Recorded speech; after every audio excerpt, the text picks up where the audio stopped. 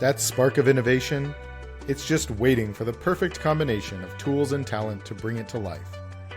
Welcome to Pitch, Build, Scale. I'm your host, Chris Fanchi, a recovering startup founder, veteran SaaS marketer, turned dev tech enthusiast and growth specialist. Each episode, we connect with the builders, the visionaries, and the problem solvers who are redefining what's possible with today's technology and pioneering the websites, apps, and software products of tomorrow. These are the conversations that transform how we build, how we sell, and how we scale technology businesses in a world where the tech evolves by the minute. Ready to stay ahead of the curve?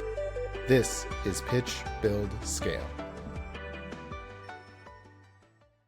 Hello and welcome to today's episode. We have a very exciting guest. For those of you just joining the podcast, we are Big North Marketing and specialize in helping dev shops and SaaS companies scale their revenue. So if you want to learn how to take your SaaS or dev business to the next level, make sure to stick around. And if you're interested in a free growth consultation, just drop us the word growth in the DMs. We're very excited to have today's guest, Brandon Wilson, a digital transformation pioneer and sales and business development leader at Steadynamic.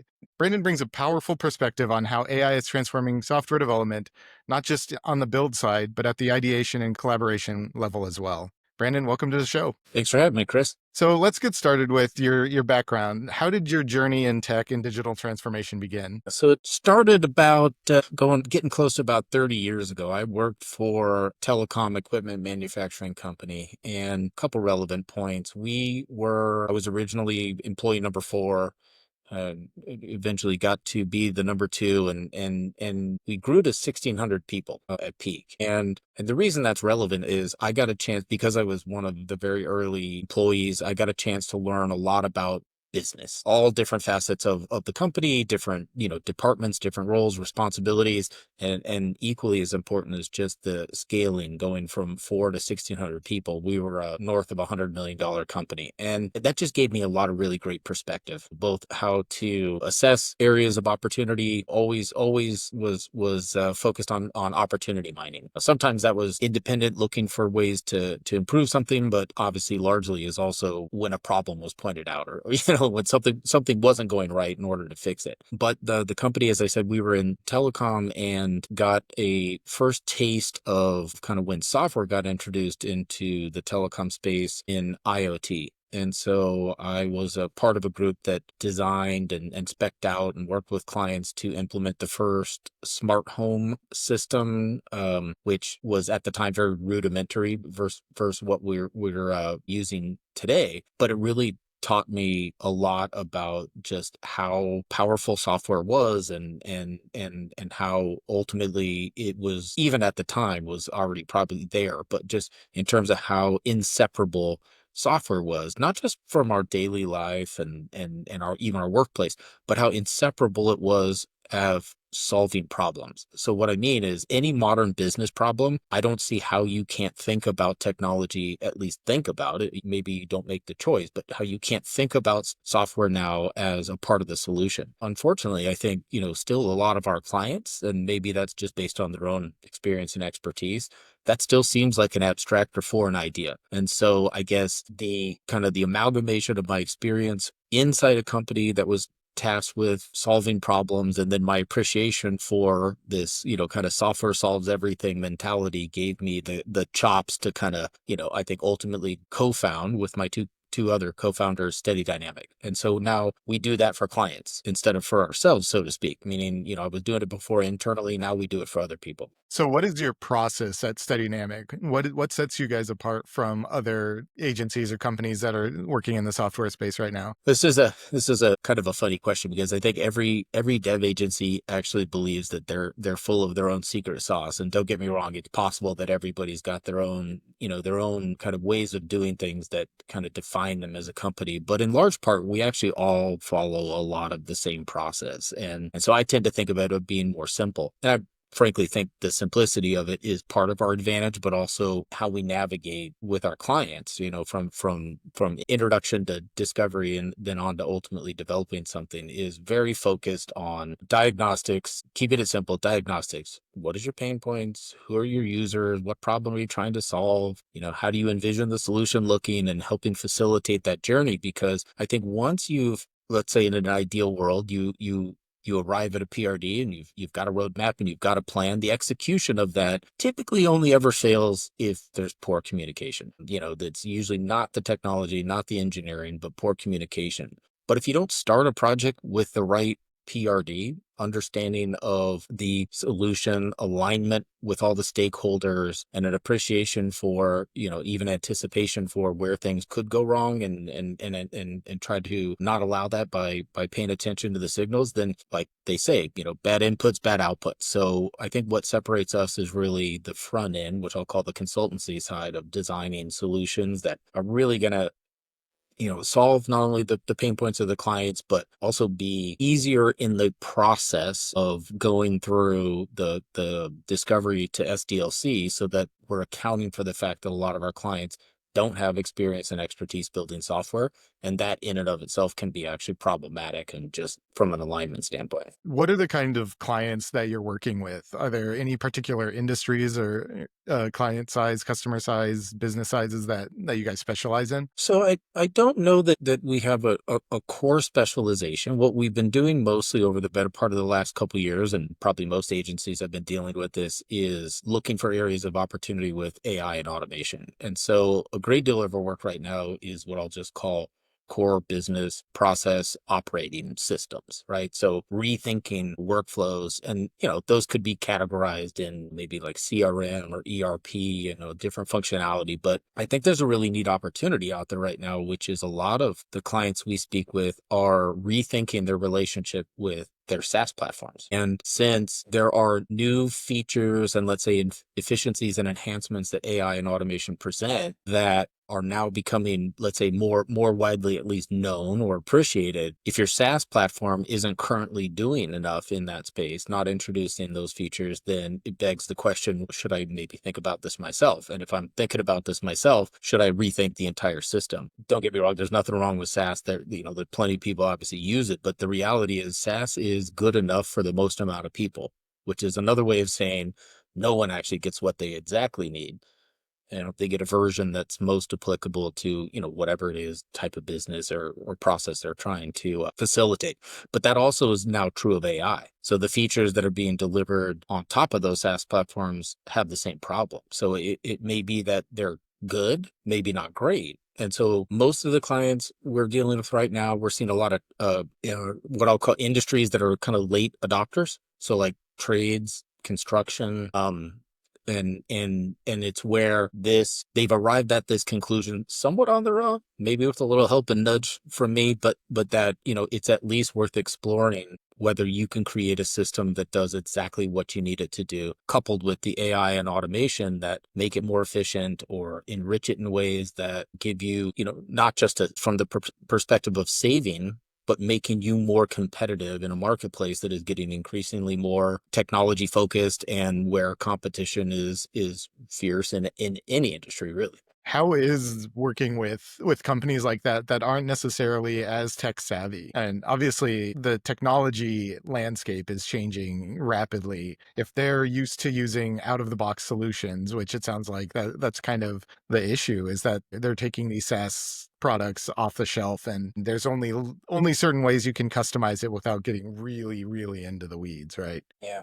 How has it been talking to these companies and helping them find the solution or figure out that there is a need to build something custom for them at Yeah. that point? Well, the first one, which is a pleasant surprise, is that a majority of the clients we're currently serving, first and foremost, view this effort as an investment. And just as maybe even a highlight, we have one client that mentioned, like, they viewed this in the same realm of having to buy 3 new Sprinter vans to keep their technicians, top of their game. Maybe it was maintenance issues or whatever, or maybe they needed some new features or whatever it was that they made this decision, but they considered their decision in software now part and parcel with those same levels of investment. So that's super encouraging. I mean, I think anybody that just approaches it from a cost perspective is kind of missing something in terms of their expectation of the software and what it could ultimately do to help their business grow or compete. And then on the other side of things, it's funny. So we do a lot with AI internally. So internal tools that help us facilitate our business, our workflows. And one of the things that people say about AI all the time is like, oh, there's an opportunity to eliminate redundant and mundane tasks so that people can work on things more productive things. But rarely do people offer what that more productive thing is. Mm. At least offer for us, it means better and more ability to have human to human interactions, right? The probably an increasingly important thing, maybe the most precious thing in terms of any kind of, company client relationship, is the ability to be even more in tune with those clients and with much better outcomes from your time spent in human to human interaction, right? So we do a lot. We do a lot to focus on just, our ultimately our client success platform. And really, you can be tempted to say that automation should allow you to do all this, without humans, but it would be misguided in that respect. So part of the answer to your question is because there's this lack of experience and expertise, there's really just a lot more handholding so that people understand what they're seeing. I mean, we all know our clients probably don't go look in Jira. They're not looking at tickets and burn down reports and things like that. They need it explained to them in ways that they understand, be provided opportunities to ask questions, frankly, to be provided opportunities to voice concerns or their just anxiety, and have an opportunity to uh, be more proactive about that level of engagement so that you don't, you avoid projects coming off the rails, in which case, it's always much harder to get things back on track. So given your client, your common client type that we've been talking about, are they typically coming into an engagement with a very clear idea of what they want and what they need? Or are they kind of coming to you and relying on your expertise to help guide them to a solution that makes sense for them, Yeah. given that the technology landscape is so This diverse? is a great question, and probably where we spend most of our time thinking about how we could, frankly, innovate and create new solutions to account for this specific problem. So I would say that we do encounter both, meaning a client who has an idea of the problem they're solving and how it might be solved, but doesn't understand how to do it technically. And then there's the others, which is like, hey, let's have a discussion of the art of possible. And in either case, I think it's really critical that, and probably like most agencies, we focus a lot on business first. What are your SOPs? What are your workflows? And, who are your users, to try to elicit or create an environment where that conversation can really manifest out of just like back of the napkin sketch to something more proactive. But what I find is really challenging is people have a really hard time either describing what is in their mind, and or even worse, which is the hardest thing to do, which is defining what perfect looks like. So one of my co-founders always says too, is like, there's more than one way to build software correctly. And when you consider that specifically in custom software, like anything under the sun, when you start the first conversation, it literally could be any outcome. And so, to try to both fill in blanks without also biasing what the solution looks like is it's a bit of a balancing act. But I think we spend a ton of time trying to get clients into a space or a position where they can really, in their own words, their own language, describe to us how what something should look like, or how it should work, and then we fill in the blanks from the technology perspective. This is, I think, common across any agency, but it's also funny that clients, until they see like the first Figma or like low fidelity wireframe, like all of it was just gobbledygook to them if you're trying to facilitate ideation around things like documents and text. As soon as they see that first vision of it, it's like, holy smokes, like now I get it. Or now the engagement level goes up. And I think that both speaks to, I think, us just behaviorally being multimodal innovators. Like text is not the only way to facilitate, kind of collaboration around innovation, but also it helps. That part I referred to before was they could tell you what they don't like. They may have never been able to tell you what that first, kind of wireframe should look like, or even prototype should look like. They may not have been able to tell you that, but they will be able to tell you what they don't like when they see it. So where does AI work into your workflow, particularly in terms of the development side of things? I know one of the most popular uses of AI, especially some of the development AI tools, is for that rapid prototyping and getting to that very first example product as quickly as possible. Have you been finding that to be valuable use of it? Yeah, 100%. I think the assumption that it'll probably fit into your kind of development process at every stage, at the end, in kind of more QA level automations and obviously code co-piloting, and those tools are improving. Limitations today, but at the pace at which things are changing, I think we should fully expect that that will be, the way modern development will work here in the near future. But it doesn't account for the garbage in, garbage out scenario. So from our perspective, if AI ultimately either serves a large role or replacement in terms of development and testing and the other things that come downstream, you could make an argument then it's disposable, it's free. Doesn't matter if you make a mistake, right? And I just think that's a horrible way for anybody to approach a project, number one, but let alone just the burn of efficiency of it. It just, from our perspective, is kind of a bad way to think about it. But so our area of focus for AI tools is that front end of the process, right? So helping facilitate discovery, inclusive of getting to multimodal and visual collaboration sooner in the process. So today, as an example, I'm oversimplifying kind of what we built, but if you can have a discovery call, there's no reason to believe that you can't have a visual representation of that call within minutes of the end of the call, right? So you run agents that are running research, unpacking the conversation, prioritizing around, what their goals, what their pain points are, who their users are, and starting to stitch together, even if it's just like a landing page that you can collaborate around. Because once again, sending them like we all get them now, a text recap of your discussion. People aren't reading those. And the other problem is if you're doing stuff like with more advanced, like deep research features, which by the way, I love, no one's reading those either. Oh, certainly not your client, right? And so people want the TLDR. It's in our behavior. They want something that looks nice. They want something that's easier to navigate. They're not going to spend, and again, specifically clients, they're not going to spend time in the weeds, but they will spend time with something that's easy to navigate. And so this is also where UI, UX in this process is pretty significant. But if you can get them to a point where there's something to work with visually and you can help navigate and guide with them, what we're trying to do at every point is kind of back to clients have a hard time describing what their solution looks like if they're starting from a blank piece of paper, right? So no more blank pages. So we use agents to do a bunch of research and fill in a lot of blanks and account for the fact that they might not have been able to describe to us, and instead present them what our understanding is of what you told us, and just get them to validate and edit or introduce new ideas based on, kind of representing them in a different way, what they told us. And then we use that validation process. Maybe it's a couple different interactions and they start to talk more about their process and users. And then the next thing happens, we can render a really low level prototype of that idea for the purpose of, again, not because we think hopefully it shows some semblance of what they actually describe, but the real purpose is tell us what you don't like about this. And specifically too, this happens all the time, is that a lot of clients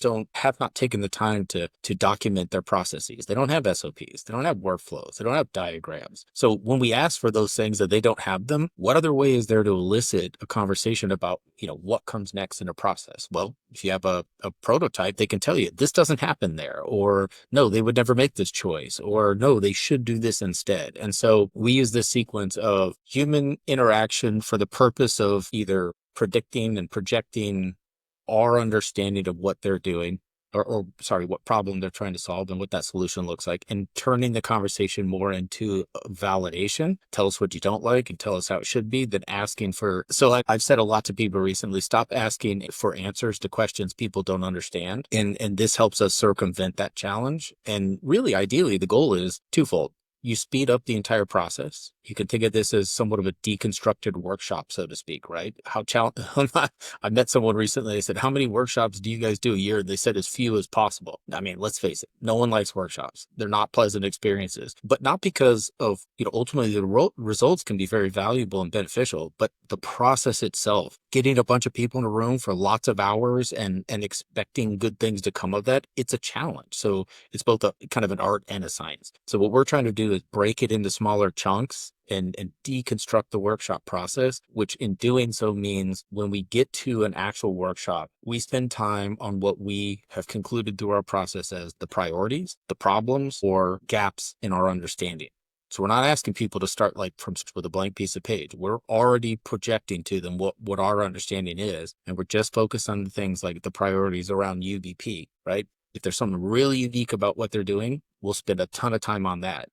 Because I think the reality is most software is reusable, composable parts, and most of it is not really that novel. So just focus on the important stuff. And you asked a question a minute ago, which I'll answer at this part as well, which is they are relying on our expertise to make recommendations. So with simple functions and features like authentication or payment or, some things like this, like there's not that many ways to address it. Recommend the one you think fits and get them to tell you, does this make sense, versus asking them a bunch of questions about how authorization works when they don't know how it works in the first place, So anyway, so yeah, that's all of our focus is on the front end of the conversations with the client in the design side of things, because we assume if we do a good job there, all of the automation to the code co-piloting and all the other side of the equation will work better. No, that's really fascinating, using prototyping like that, rapid prototyping as a way to dig deeper into the business problem and understanding your client better. Very, very fascinating.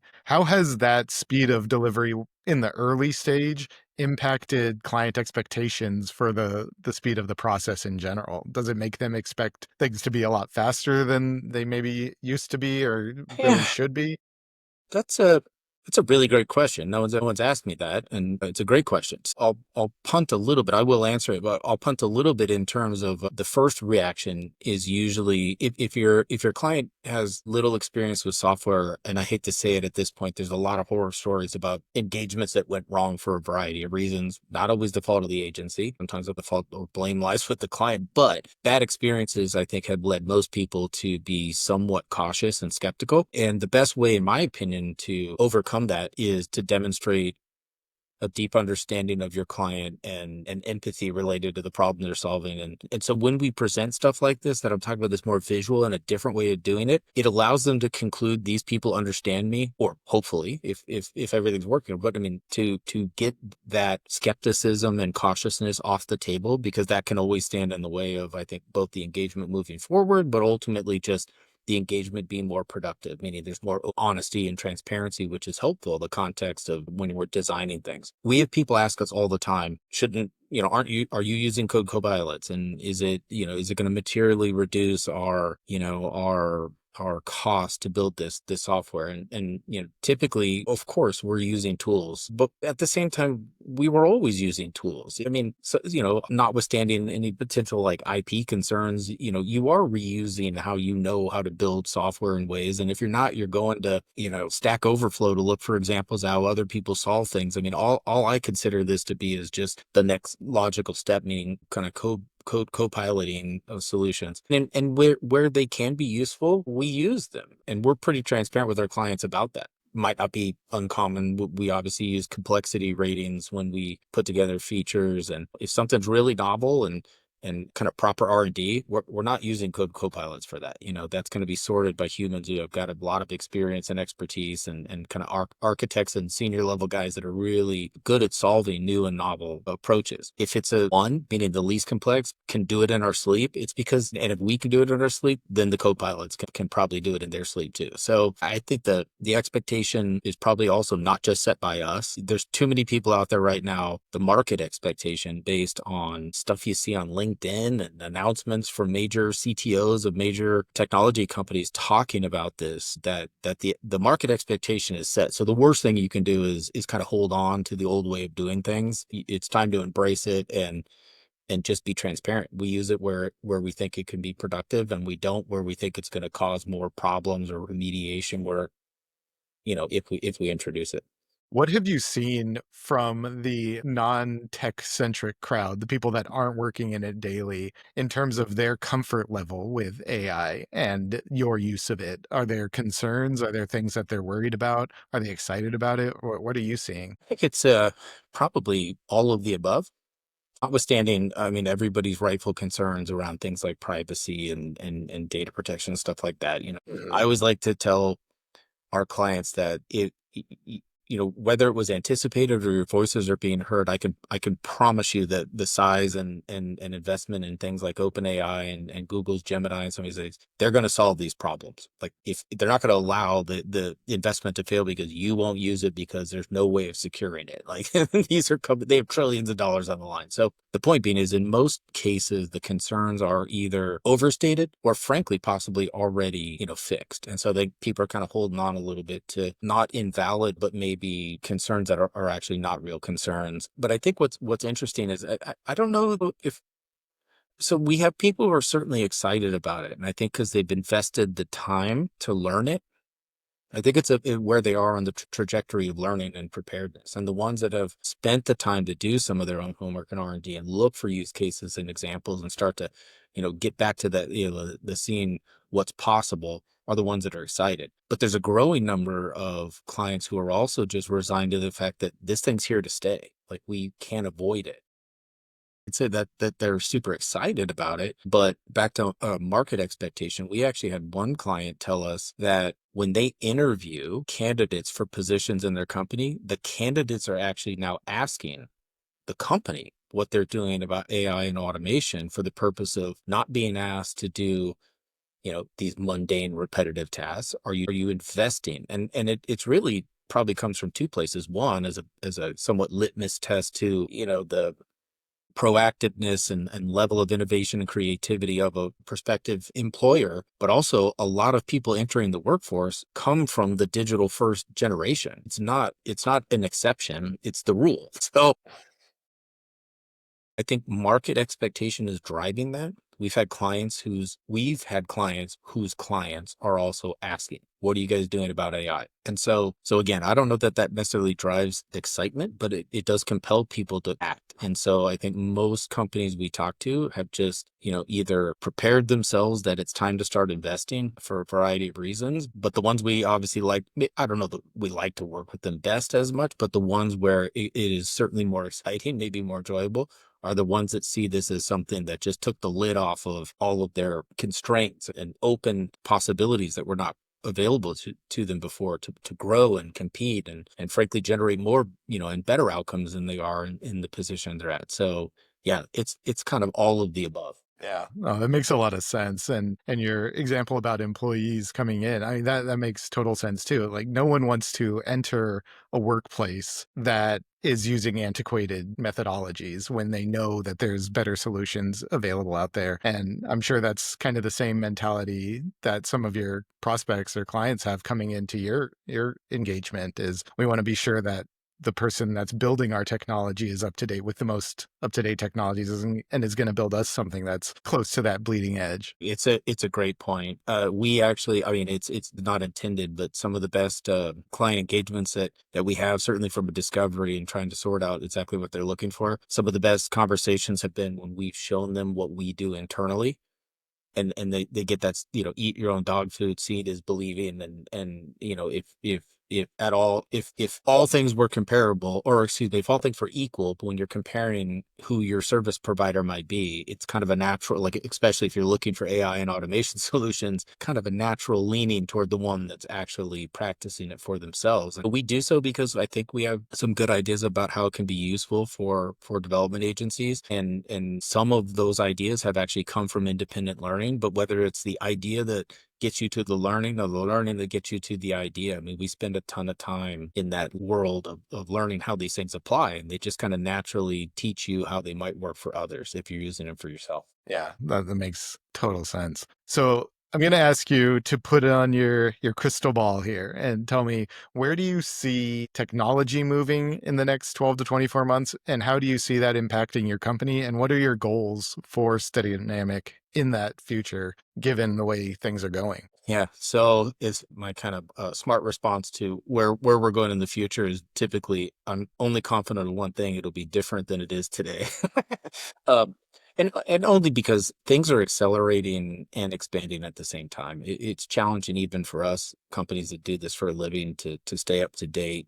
I think the writing has been on the wall, and I think with more, advances, we saw reasoning, and now there's deep research that OpenAI recently introduced a memory feature, a persistent memory feature of your engagement and interactions with it that we're looking at the creation kind of in real time, in flight, real time of digital twin creation, and not one where you're sitting down to do it purposely, but it's creating it for you. And it's really funny because we have a test we do internally when people talk about building solutions is it a wrapper test? Is it something we anticipate that the LLMs and platforms will ultimately, consume or ingest and just be native features versus something that's built on top. And the second thing, and it is partly the reason why we spend a lot of time on thinking about multimodal collaboration, is I can just remember early on, looking or like working with the platforms, LLM platforms, thinking, God, there's got to be a better way to do this. And of course, they introduce speech and obviously audio and various ways to introduce multimodal. But I don't think we've seen yet what true multimodal AI interaction looks like. I mean, I look all the time for good examples, and there are some that I think are cropping up. But I also think whoever gets that recipe right, it will not only be a major benefactor of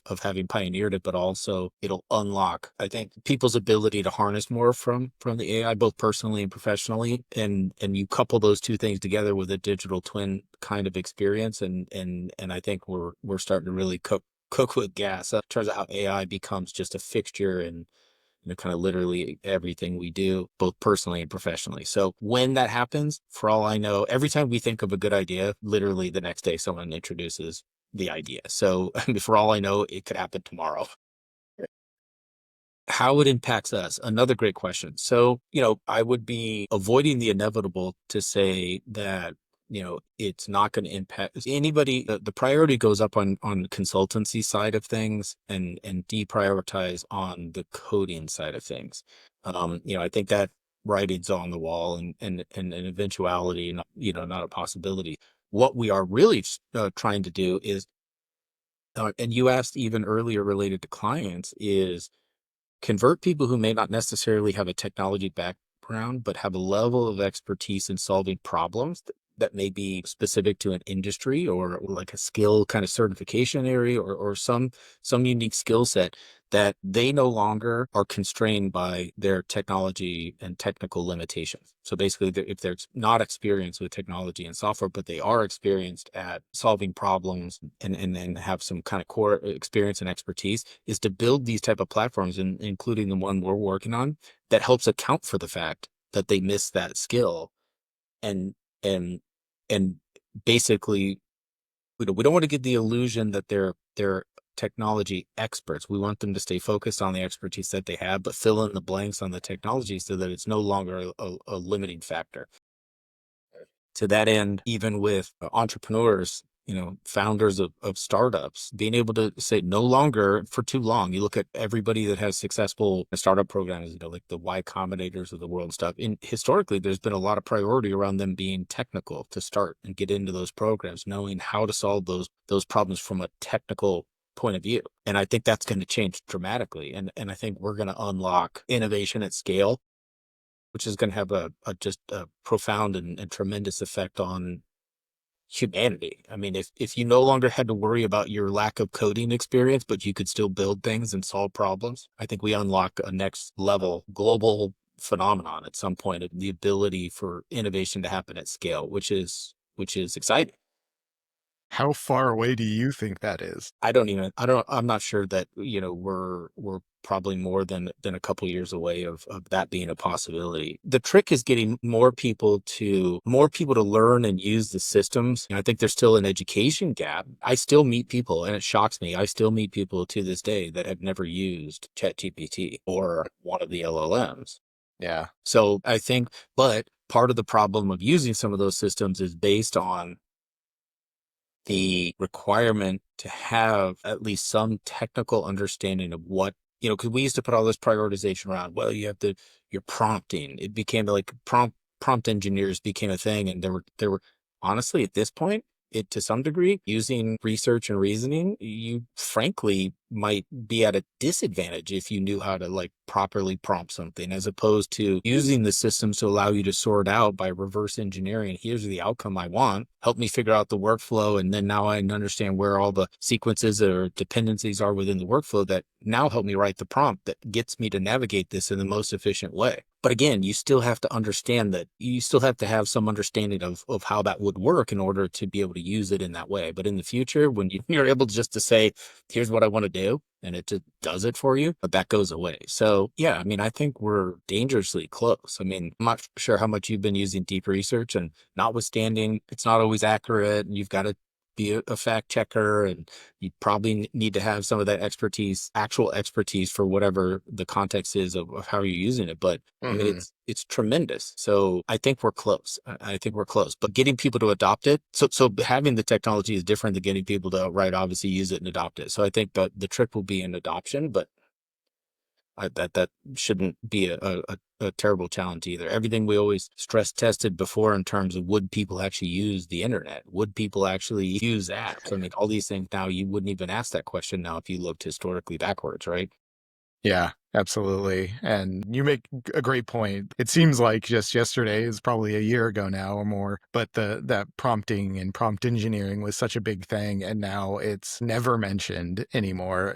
I think what you end up seeing, and one of the big barriers to adoption is going to be people that have memories of just a year or two ago of how complex it was supposed to be, how inaccurate it was supposed to be, how biased some of the AI models were, things like that, and getting them over those humps to realize that it's improving on a daily basis. And it's really incredible how quickly it's happening. Yeah, and maybe too, there's a bit of an analogy in terms of like how data science played out. And, there was a time when a data product owner's limitation was the data science team, right? So meaning actually engineering and, problems with data cleanliness and all the other things that took, 6 months to sort out before you could actually get a product based on kind of what the product owner had envisioned. And then ultimately that was usually never the exact product that they had envisioned in the first place based on some of those limitations. But look at what the advances are in systems that enable now data product owners to account for all these things through automation and AI. Now the burden of proof is on the data product owner. What do you want to know? And we talk with a lot of people about the literacy and curiosity factor are now the problem. And I think that that's analogous here with AI. So, I think more literacy, more training, more education, certainly will be helpful, but even that's already in flight, Yeah. the universities, schools, independent learning. I mean, I think people are at this point, I'm confident that most people, if they had the motivation, could probably uh, traverse the learning curve much faster than frankly ever before, because the AI itself can help you do that. Yeah. And employers are going to be pushing that education side too, because they see the value in increasing efficiency of their workers. And yeah, it's going to come from a lot of different directions. Definitely. Well, this has been a great conversation. I really appreciate you taking the time. I've really enjoyed it.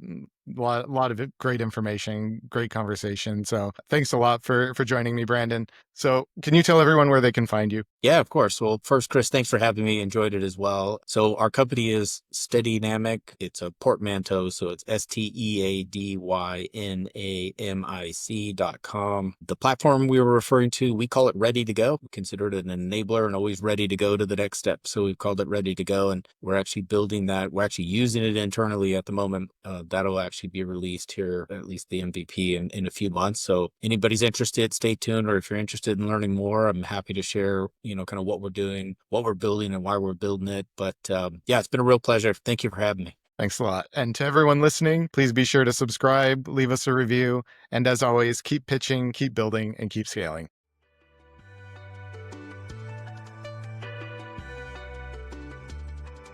Thanks for listening to this episode of Pitch, Build, Scale. Be sure to subscribe on your favorite podcast provider so you never miss an episode, and we'll see you next time.